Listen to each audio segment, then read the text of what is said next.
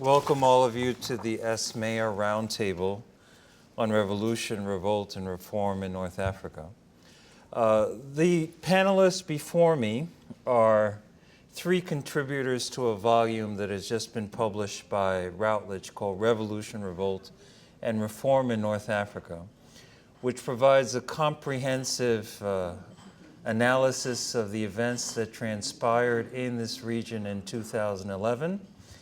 And it also is an attempt to describe the first analysis of the transition to democracy in the region. When this project was conceived, which was in March of 2011, I felt as though it was very important to have scholars who were on the ground in North Africa and who had witnessed these events to analyze them for the English reading public. And that is the result and the product that is now available for purchase now. Besides the edition in English, it's also available for purchase in Arabic, in Beirut, Al-Rabi al-Arabiya, Al-Thawra wal-Intifada wal-Islah, published by Al-Ma'arif Press in 2013. And it will appear next year in editions in French for L'Harmattan in Paris. So we think we're going to get a broad dissemination of the book, and we hope that you will purchase the book and encourage others to do so. Let me introduce the panelists in the order in which they will be speaking.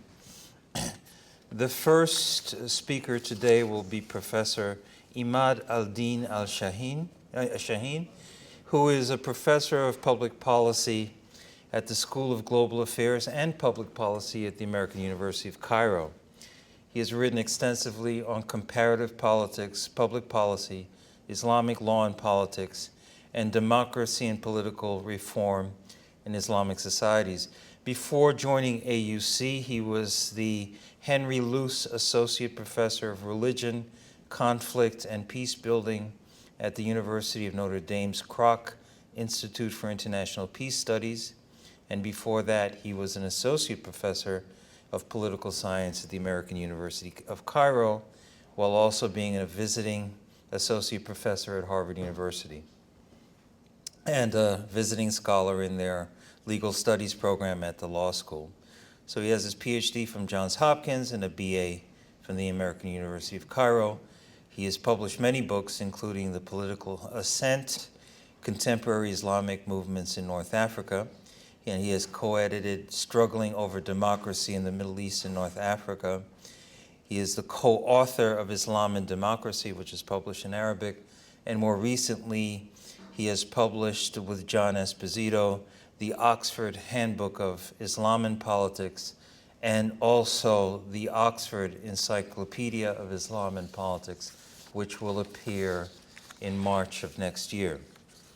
To his left is Professor Azzedine Layachi, who is a professor of political science in the Department of Government and Politics at St. John's University, where he teaches on the Middle East and on North Africa, among other subjects.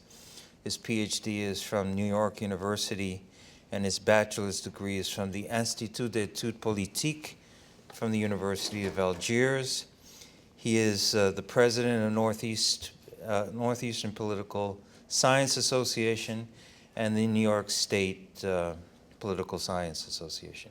He's authored several books, including The United States and North Africa, A Cognitive Approach to Foreign Policy, Global Studies, the Middle East, Economic Crisis and Political Change in North Africa, and also Society and Liberalization in Morocco. He has contributed a chapter to my book, and he has also contributed a chapter to Professor Shahin's book, The Handbook of Political Islam. Last, we have Professor Amira Aleya-Sghaier.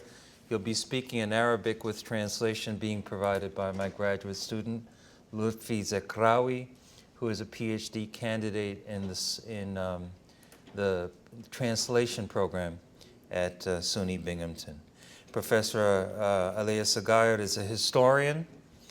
He's a research professor at the University of Manouba, and he's also very active as a labor organizer and labor militant. He witnessed and participated in the Tunisian Revolution and has published in Arabic, and this is in translation obviously, A Revolution in the Eyes of a Historian.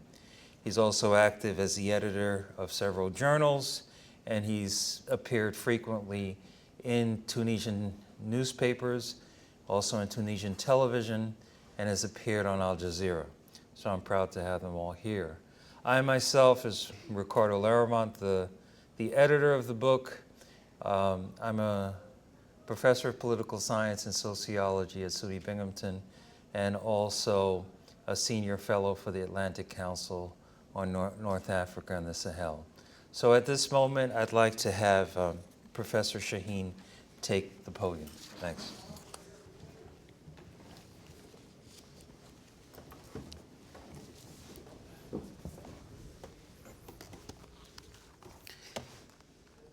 Good afternoon. Thank you, Ricardo, for this generous introduction. I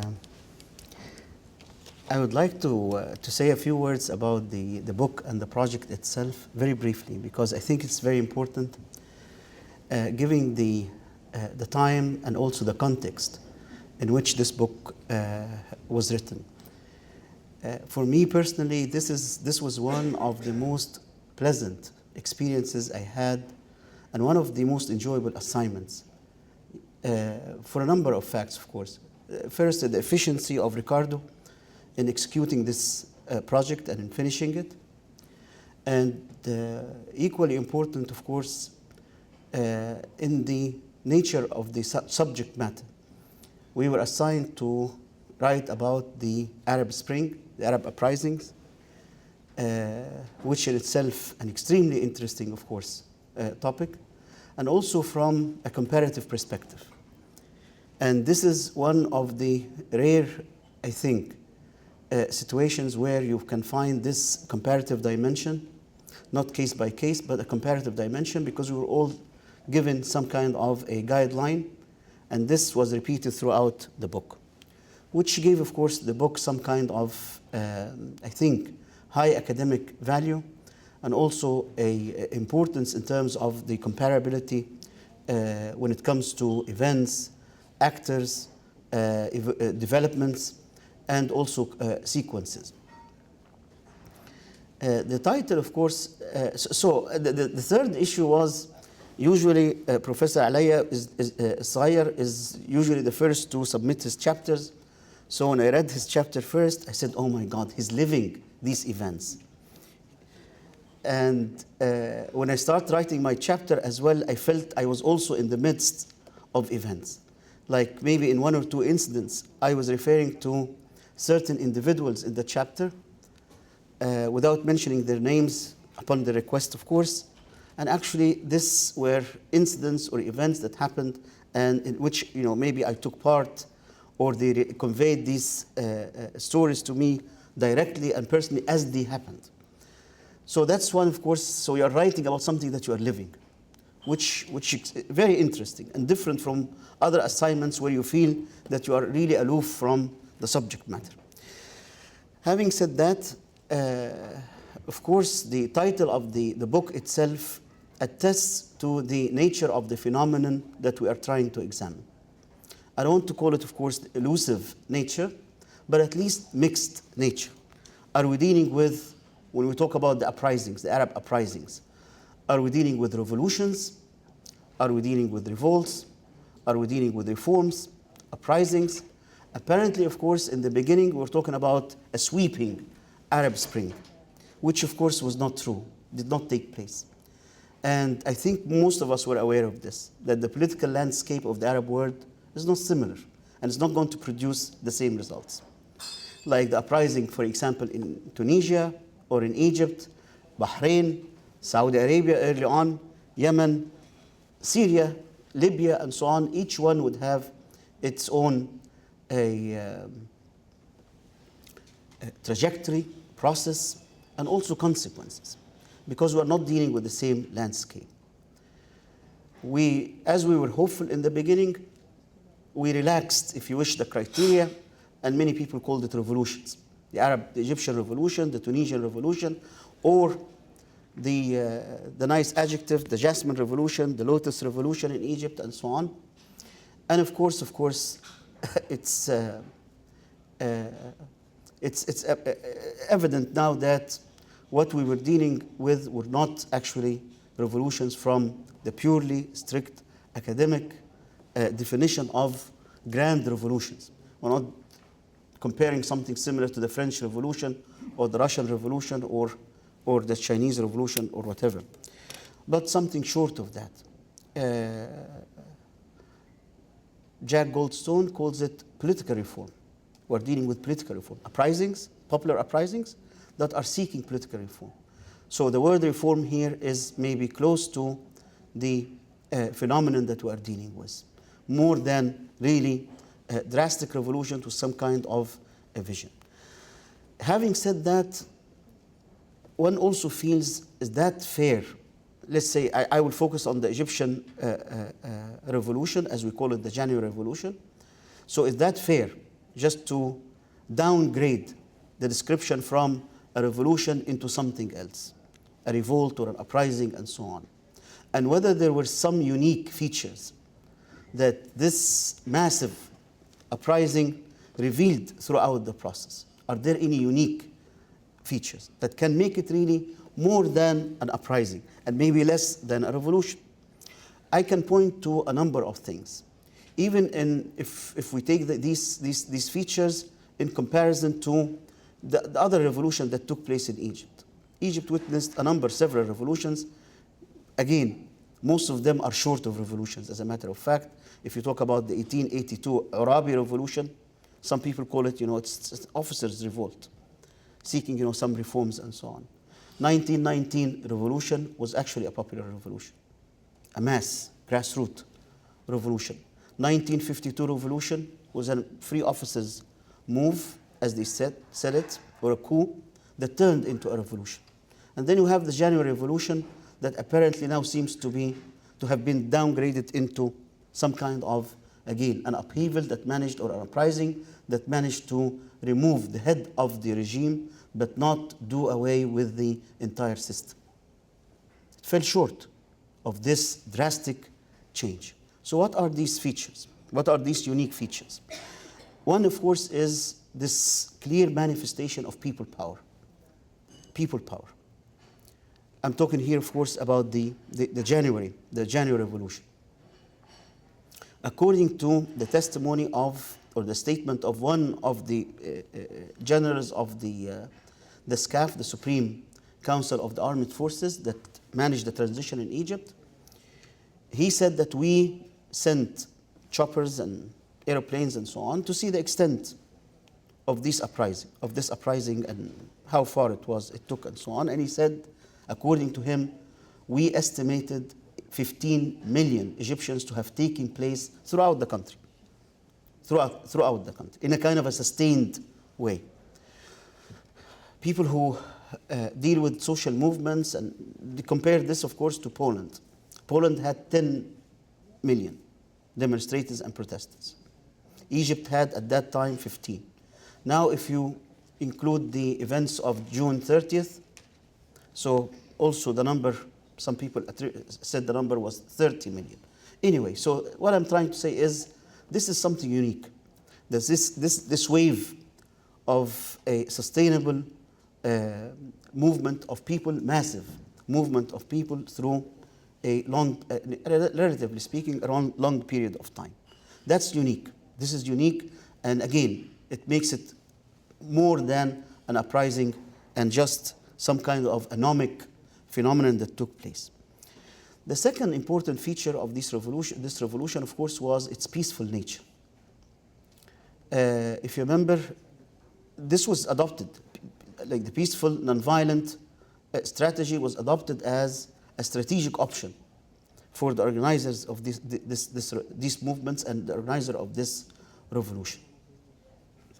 And of course, it became a main feature. One of the main slogans, as you all know, was Silmiya, Silmiya, which President Obama mentioned in one of his speeches that started to really label this phenomenon, the peaceful nature of that.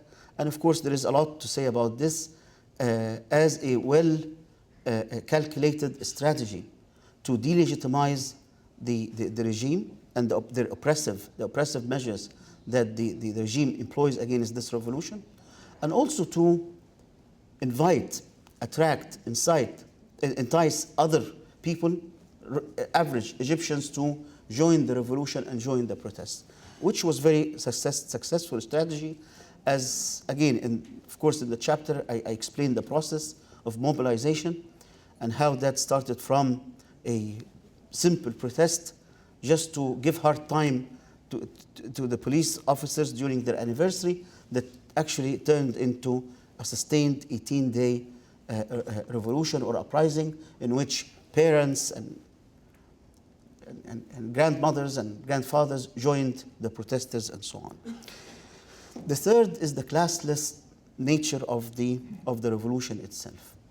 Despite the participation of different social segments from socioeconomic backgrounds, this revolution actually was a classless revolution. It was not a class-based revolution. So it did not have all these ideas of class conflict, radical confrontation. Even its economic aspirations were not that drastic, as it was, of course, revealed in Tunisia and in Egypt later on, that the post-revolutionary economic strategy was a new liberal strategy that tried to emulate the Turkish model. So it was not and maybe that's also was one of the weaknesses of this revolution. Even Egyptians themselves classified this as, they called it class A, B, C that participated in the revolution. So it was class B that started the revolution, and class C, lower classes, that actually supported and enhanced and defended the revolution, and class A, the well-to-do, that came later on and cleaned up and swept the streets. I think that was right. So even this categorization was present. The fourth element, again, of this revolt or this revolution was that it was leaderless, did not have a head, did not have a leadership that's kind of spearheaded this revolution. Some considered this as one of its weaknesses. The organizers of the revolution, until today, they insist that this is actually a point of strength for that revolution, because they deliberately wanted, thank you very much, they deliberately wanted this revolution to have, or not to have leadership, but to let the demands, the objectives, the goals of this revolution to steer it away. I mean, to take it away and take off with it. So the demands themselves are the pressing, if you wish, the catalyst behind this revolution, no matter who's in power, and no matter who comes to power. The other unique feature, of course, is the organizational innovation and ingenuity that characterized this revolution and this uprising. I'm sure you've read or you're familiar with the horizontal nature of the organization. This kind of like loose networks, even the strategies that were used in order to mobilize during or throughout the 18 days, how also the livelihood of people was kind of managed throughout the 18 days in Tahrir Square, how something came that's called the spirit of Tahrir, or the state of Tahrir Square, came to embody this revolution and the aspiration for the new or the post-revolutionary phase. So Egyptians like to describe this revolution as a transcendent one, they call it mutagawza. It's a transcendent revolution, a revolution that transcends class, transcends religion, and transcends certain ideological preferences and biases. Of course, that was, like a guideline, a spirit that was behind what could be built later on. Things, of course, as you all know, Egypt did not have a smooth transition from this revolutionary zeal and revolutionary spirit into a state building or or the process of the institutionalization of the revolution itself. We went through 2 phases. Both of them failed. One was managed, the first one, by the military, and the second one by an elected group, the Muslim Brotherhood, which was not revolutionary in nature, but was reformist, and of course did not appreciate or grasp or understand the resilience of the state institutions, what we call the deep state, and their ability to absorb any change and actually abort any drastic change that can restructure the entire system. I have to stop here, but in the question and answer period, I'll be happy to address any specifics or any details. Thank you very much. Thank you.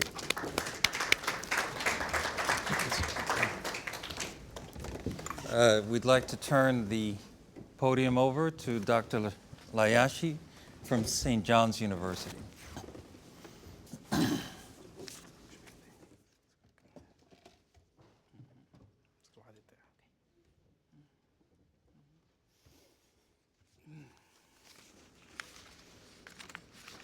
Hello, good afternoon. It is a great pleasure to be among you and to be able to speak about the post, if we are in a post period, the post-Arab Spring. I don't like the expression, like many people. Never liked it from day one. And I guess, as many people have said, spring has not been arrived yet to the Middle East. I will be focusing on Algeria. I would be happy to discuss if there are questions on Morocco later on. Algeria is the odd man out, as some people have said, because it was not shaken by the events that happened in the region. It is the largest state in Africa. It has a huge hydrocarbon set of resources, and it has, in a way, survived for now the upheavals in the region. But Algeria was a good candidate for an explosion in January 2011 for a variety of reasons. There was at that time, and still is, a very big political malaise about the institutions, about those who control them, about questions on the future, the present, that remain unanswered by those in power.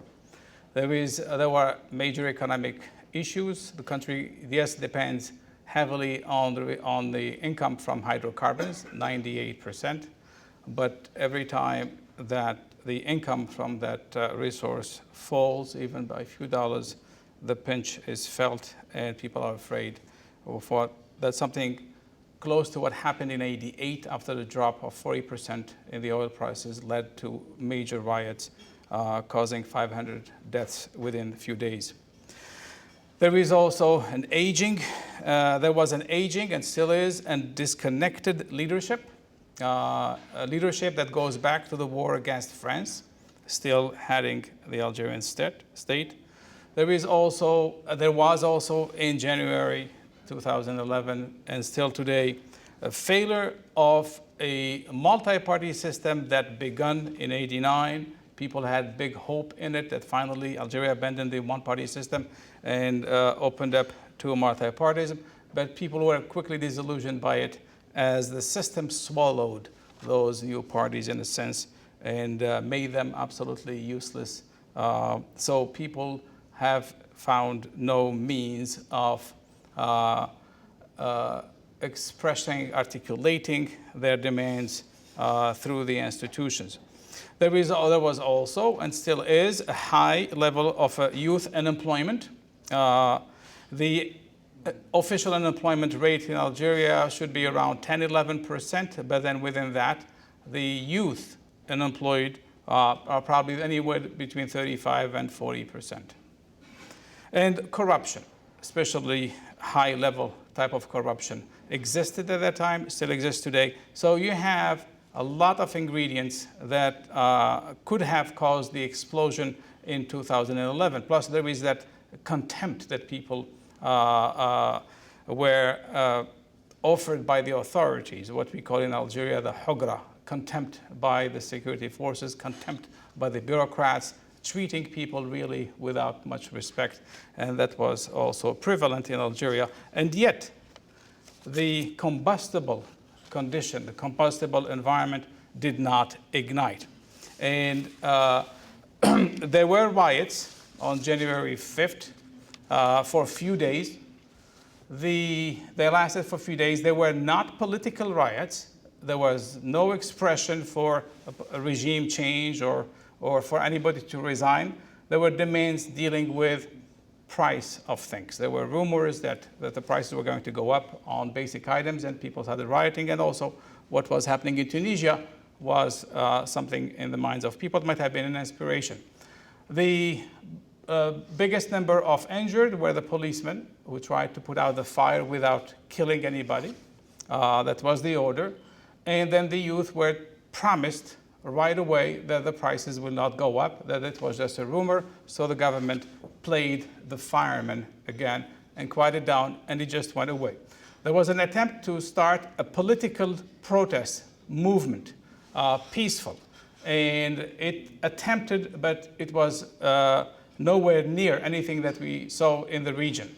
First of all, for 2,000, let's say, protesters that tried to make it through to the main, one of the main squares in Algiers, where I grew up, called May 1st Plaza.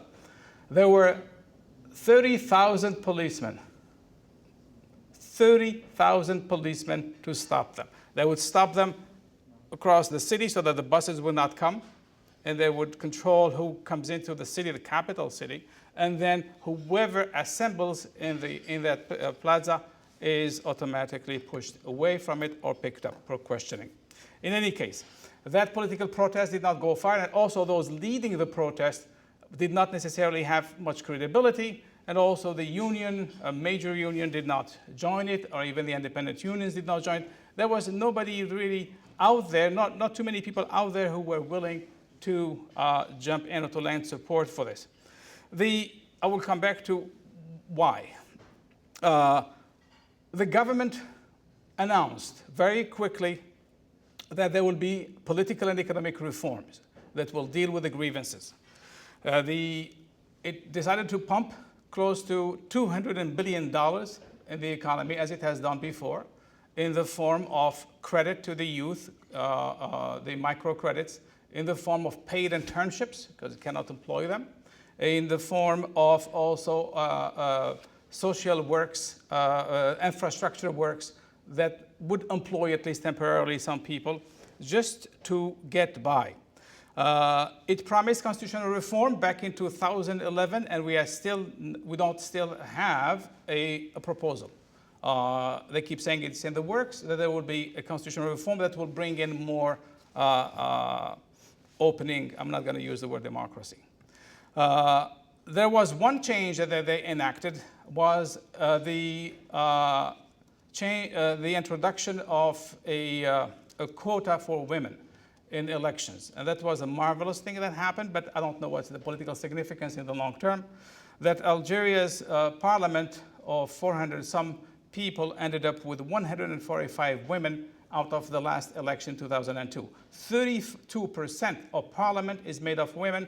It would make America ashamed, because it's only 17% here.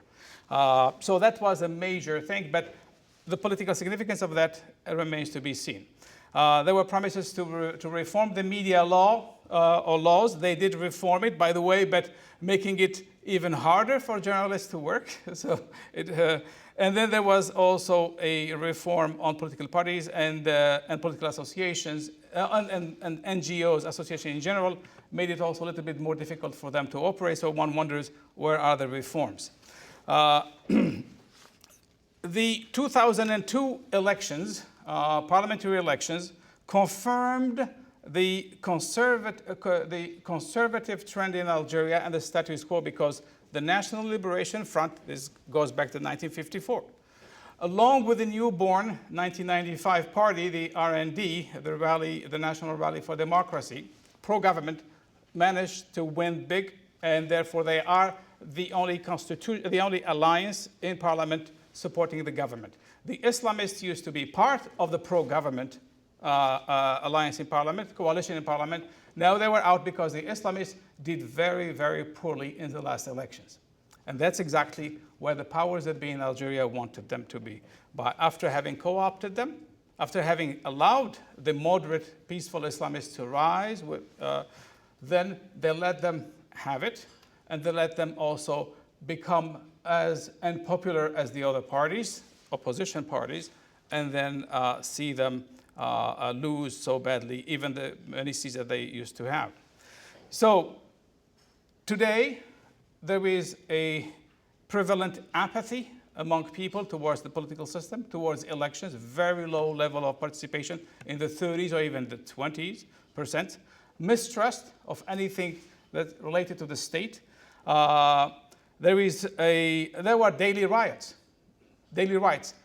If I tell you that in 2011, 2012, we counted around 11,000 riots in the year, 11,000.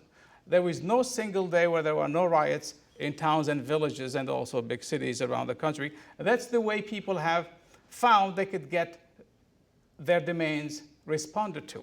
There were no institutions, there was no institutional setting, no parties that would work with the people and for the people. Parliament is absolutely useless.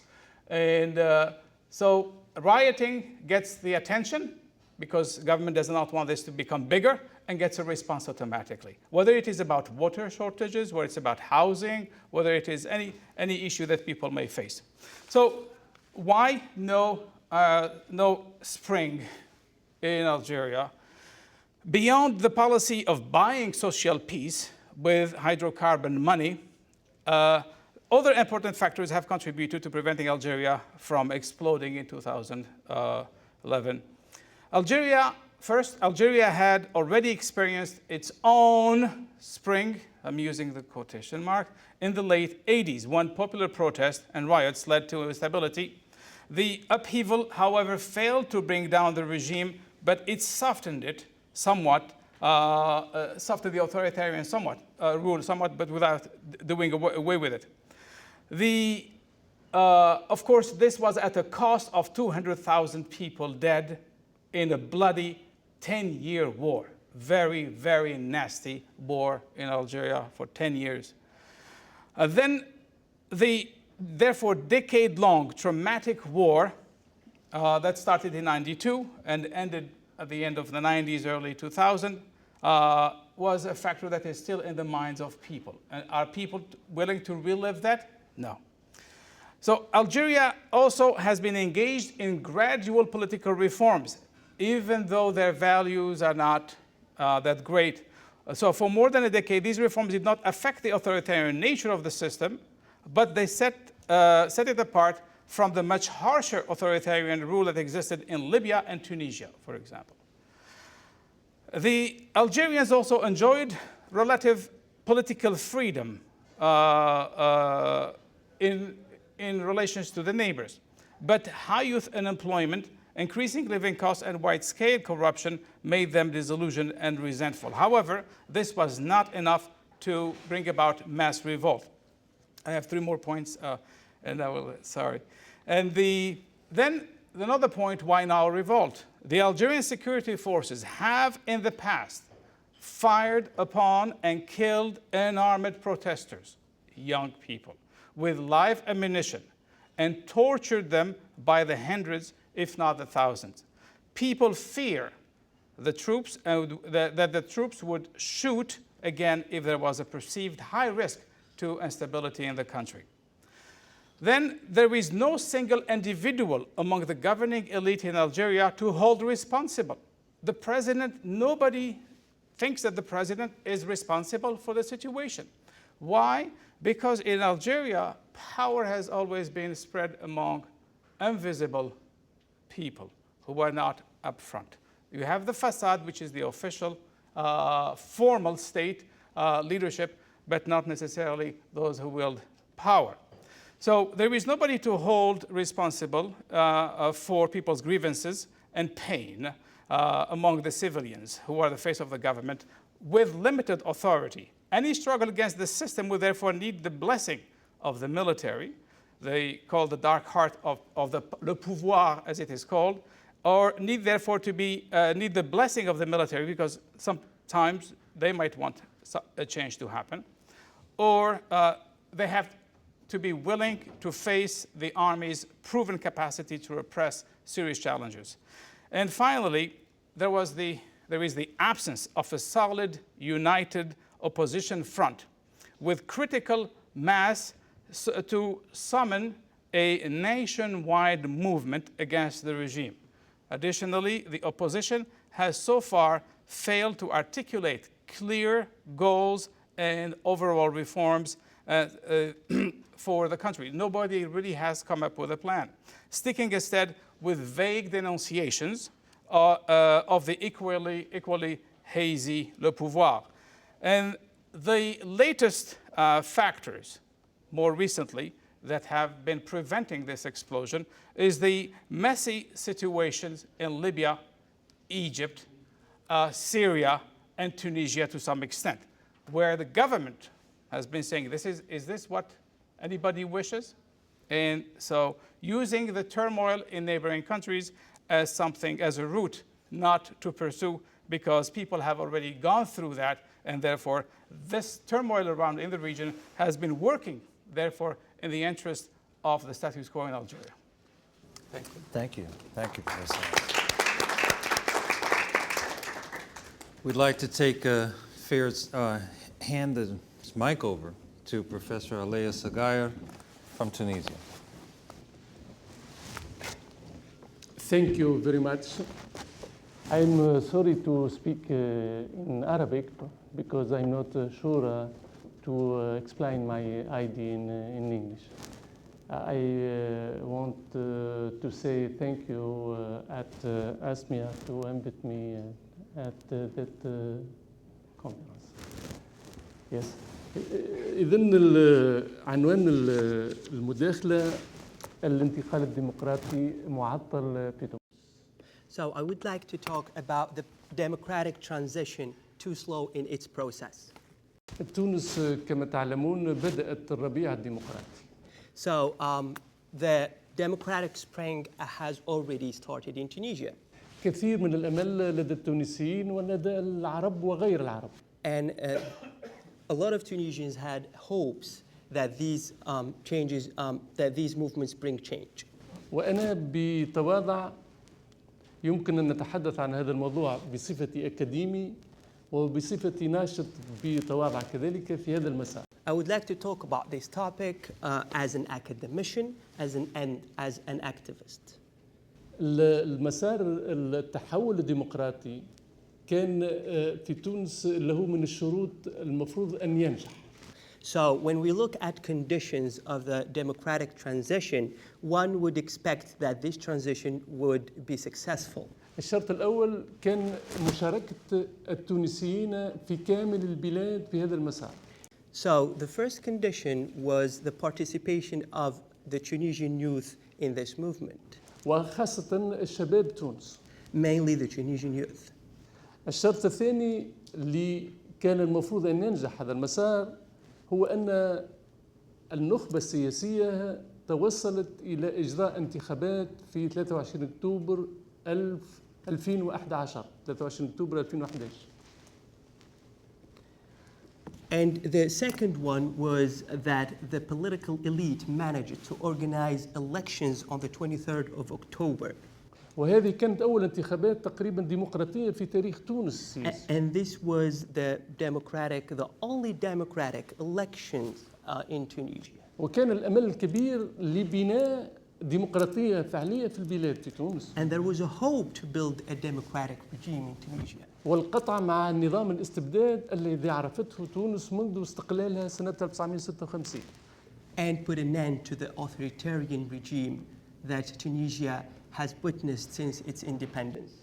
قطعت تونس أشواط كبيرة فعلا في تحقيق هذا المسار. Tunisia made long strides in achieving that. منها العنان العفو التشريعي العام. The first is the declaration of the the reconciliation وتحرير كل المساجين السياسيين and liberating all the political inmates وعودة كل السياسيين المهجرين and the return of the political elite from abroad إطلاق الحريات الإعلام and launching the media liberty.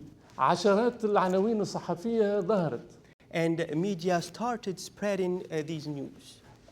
عشرات كذلك الراديوات والتلفزات الحرة ظهرت And new radio stations and television stations have started as well. آلاف الجمعيات المجتمع المدني تكونت And many civil society organizations have been established. انفجار حزبي في تكون الأحزاب Many political parties mushroomed. حاليا في تونس 114 حزب سياسي There are now 114 parties in Tunisia. 114 حزب سياسي 114 parties.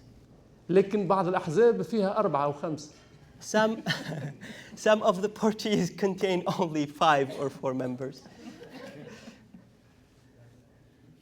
هذا المسار لكن وللأسف الشديد بعد 3 سنوات من بداية الثورة But unfortunately, after 3 years هذا of the القطار revolution, نعم هذا القطار الذي وضع على السكة نرى أنه كثير من العقبات أمامه كثير من الحجارة على السكة but we have seen a lot of curbs for the train of this process. منها صعوبات اجتماعية جمة Among others, a lot of social obstacles.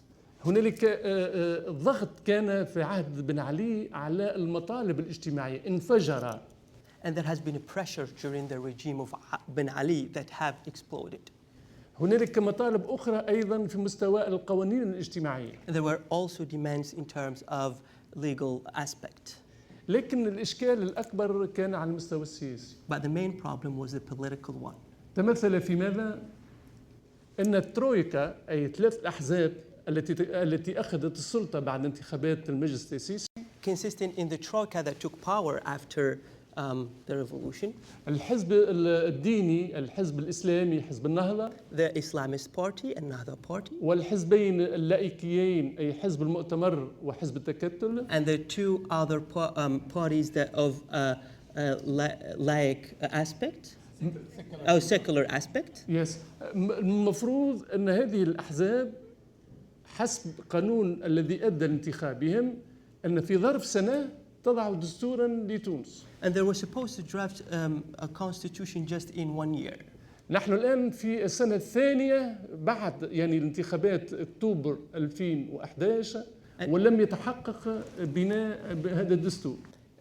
The constitution has not been written yet after 1 year of after 2 years of that. المجتمع السياسي والمجتمع المدني بدأ يقلق. Civil and political society have expressed their worriness. وخاصة أن مؤشرات كثيرة جدا قلبت المفهوم حول الانتقال نحو الديمقراطية وكأننا ننتقل أو نعيد إنتاج الاستبداد. And many observers can tell about the transition that it is a replacement of the ancient regime. النظام المسار الديمقراطي في تونس هنالك من يعادي انتقال تونس نحو الديمقراطية من داخل تونس ومن خارج تونس. There is a lot of opposition to the democratic transition from within Tunisia and from abroad. من هو ضد المسار الديمقراطي من خارج تونس؟ Who is against the democratic transition from abroad? هي خاصة الدول المشرقية التي معادية للنظام الديمقراطي في تونس وأبين لماذا. Some of them are countries from the east and I will explain that. هذه الأنظمة وخاصة دولة قطر والسعودية These regimes such as Qatar and Saudi Arabia التي تمول أحزابا حاليا في تونس that finance a lot of some of the parties in Tunisia عبر عشرات الجمعيات through tens of and dozens of organizations and associations وبميزانيات مليارات من الدولارات with billions of dollars. هي حاليا التي تعتمد عليها القوى المعادية للديمقراطية في تونس. These anti-democratic transition forces are relying on these financial support. فظهرت قوى حاليا معادية للديمقراطية بتاتا.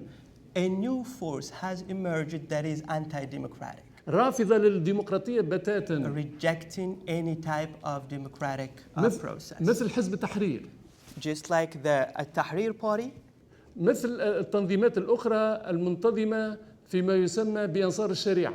and in other organizations in what's called the pro-Sharia organizations, وغيرها من التنظيمات الجهادية. and the other jihadist organizations. هذه التنظيمات في الواقع ليست في قطيعة مع القاعدة الاجتماعية للحزب الكبير حزب النهضة. ليست في القطيعة معه. They are in strong connection with Ennahda Party. نسبة كبيرة جدا من جوامع تونس، أكثر من 500 جامع باعتراف وزير الشؤون الدينية. أكثر من more than 500 mosques in Tunisia تقوم بدعاية ضد الديمقراطية وضد المسار الديمقراطي وتعتبره كفرا. And are rejecting anti-democracy campaigns and considers that as infidel. ونعرف أن الديمقراطية تعترف بالإعلان العالمي لحقوق الإنسان.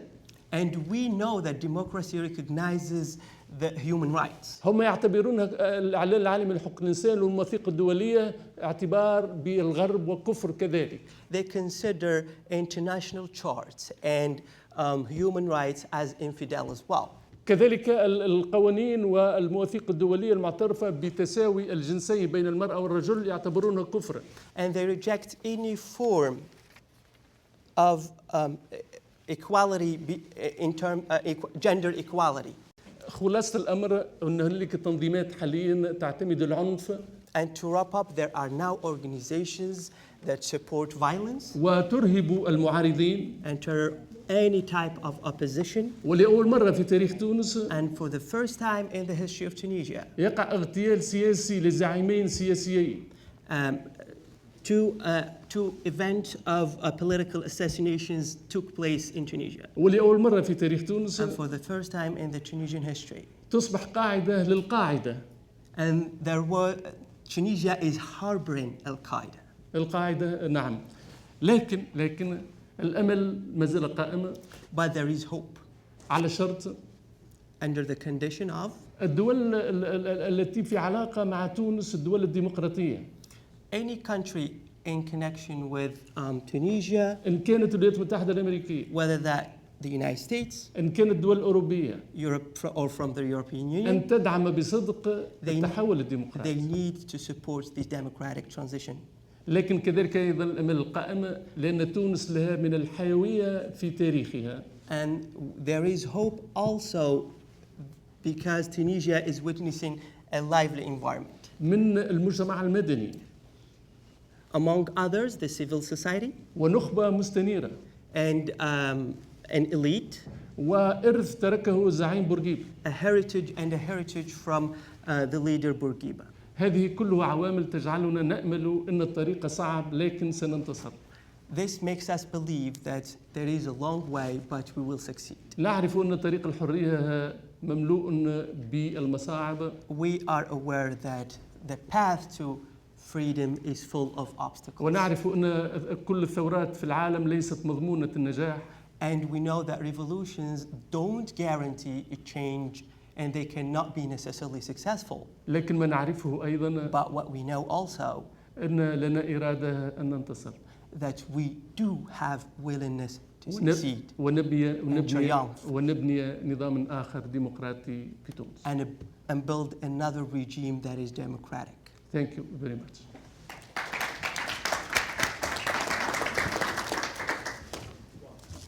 I would love to thank my contributors again, and I think from those who were present and those who are absent, you get a sense of sort of the content of our book. I just want to have a few closing comments before we open this seance to questions. We had so much hope in 2011. We thought by the spring of 2011 that all the systems of authoritarianism that existed in North Africa and the Middle East were tumbling down. We thought that democracy, liberty, freedom of expression escape from constant government surveillance were at an end. These movements were driven by young people. And given the fact that young people are at least half of the populations in most of these countries, we thought that change was inevitable. However, change has not occurred, which forces us in 2013 to examine why these large numbers of young people who seemingly have numbers on their side failed in their attempt to create new democratic regimes. An analysis is required. Hannah Arendt, one of my favorite writers, says that not every revolutionary situation becomes a revolution. You can have revolutionary situations that do not become revolutions. We indeed had revolutionary situations in North Africa and the Middle East. We need to find out why there wasn't a revolution. Revolution requires a fundamental reordering of the structures of power in politics, economics, and society. In order to understand why revolutions occur, we need to look at successful revolutions and examine other revolutionary situations that did not become revolutions. Successful revolutions, at a minimum, have an ideology, they have a leadership, and they have a power, and they have a party, ordinarily. The French Revolution, the Russian Revolution, Chinese Revolution, all had ideologies, they had parties, and they had leaders. The participants in these revolutions famously articulated that they were leaderless and that they did not have an ideology and that they were not inclined to form parties. Again, all revolutions have ideologies, parties, and leadership. So what we had here were masses of people who could mobilize, but because they consciously eschewed a clear leadership or a party or an ideology, they couldn't turn a revolutionary situation into a revolution. Which causes us to examine, where else have we seen waves of revolution that occurred in history that similarly failed for the same reasons? That leads us to the 1848 revolutions in Europe, in which was a wave of revolts beginning in Sicily that spread to Naples and Italy, that spread to France, that spread to Germany, that spread to Austria, that spread to Hungary, but nevertheless, despite the fact that the rebels had an initial success, none of those arrived at revolution. So the revolutionary situation did not become a revolution. So that's part of the explanation why we don't have revolutions. We simply have revolts. The second thing that is emerging, at least in some of the preliminary analysis that myself and my colleagues are undertaking, is the continuing importance of existing institutions. Let's take Algeria. The two institutions that matter are the military and the intelligence factors. They have been in power since 1962, and they continue to endure in 2013. If we look at Egypt, it is not as monolithic as Algeria. However, we can recognize that there are centers of power, the most important being the military, other important being elements of the bureaucracy, but importantly in the case of Egypt, the judiciary, which does not have a tradition of being equivalent in terms of how they deal with the issues before them. In other words, they are a politically oriented judiciary, which means that there will be firm impediments in moving towards a democracy because you need a judiciary that judges fairly all of the litigants before it. When we look at Libya, we again see not the persistence of institutions, but rather the persistence of the absence of institutions, which before Gaddafi was largely a loosely organized society.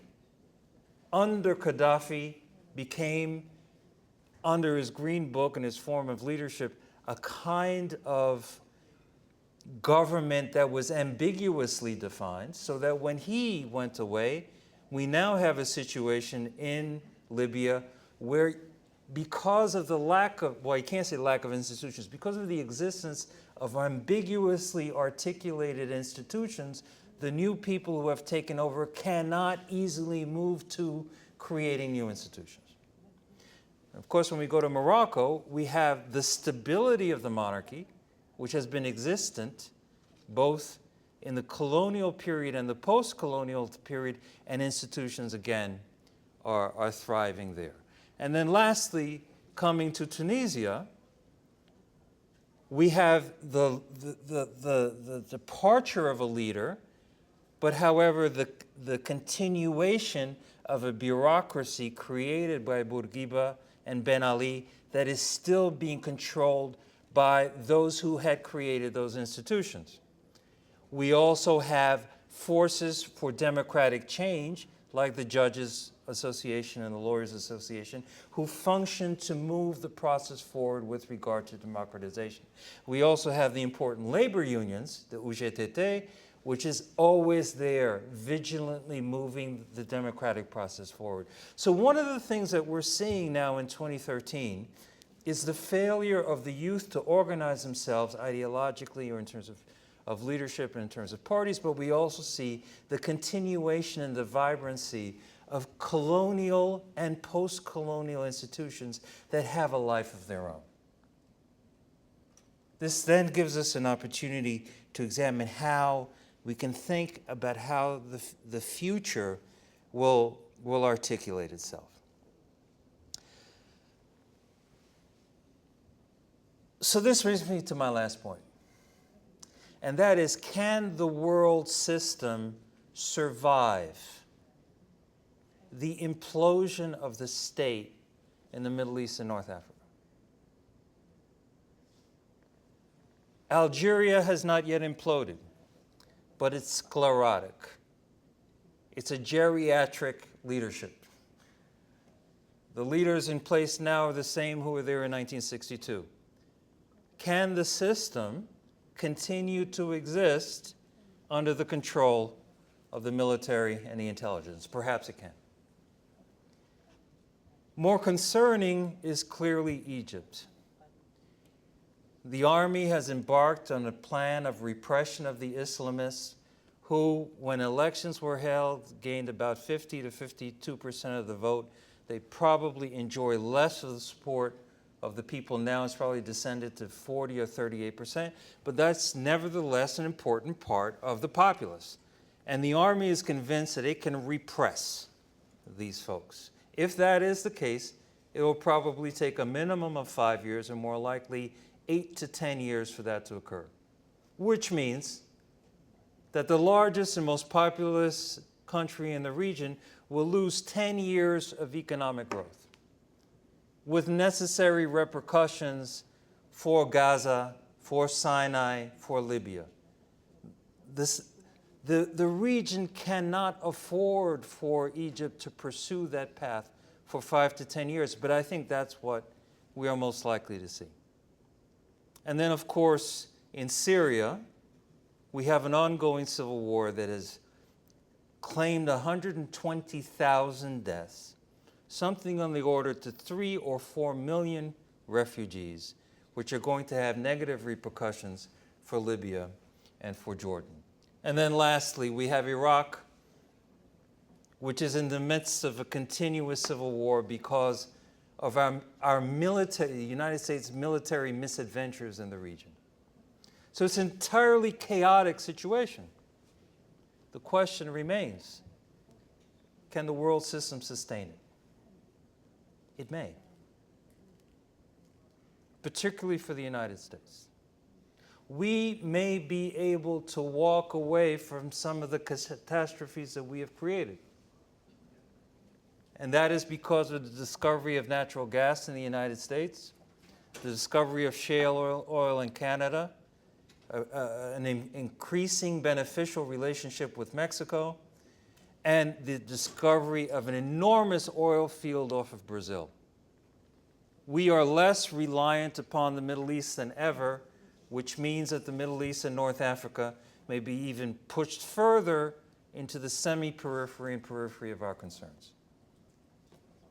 When we add the fact that the most innovative automobile company in the world, Toyota Motors, has developed a hydrogen cell car that was released and is going to be marketed in Japan by 2013 or by 2014, that means that we're on the wave of a technological innovation that is going to further marginalize the importance of petroleum.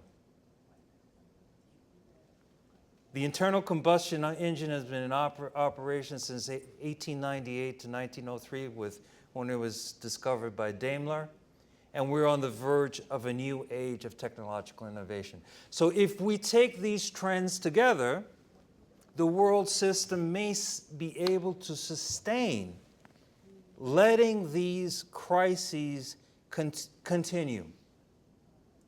I don't say that I have a crystal ball, but these are some of the trends that are in place. Now, aside from our economic interests, we should have a human interest as to whether the people in this region live better, and we need to assess whether there's a positive role that the United States of America and Europe can take in this situation. But politicians act in their own interest, and it may be able to cynically walk away from the region given these trends. Thank you.